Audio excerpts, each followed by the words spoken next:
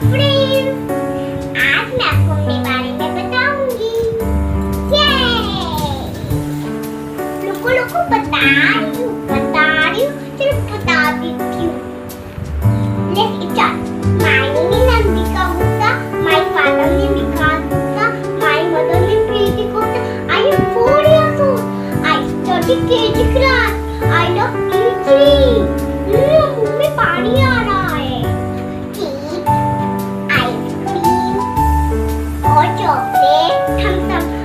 लेकिन तो मम्मी बोलती है चिप्स से पेट खराब हो जाता, और आइसक्रीम से सर्दी हो जाता, और चॉकलेट से टीथ खराब हो जाता है, और थम्स अप से सर्दी हो जाता है।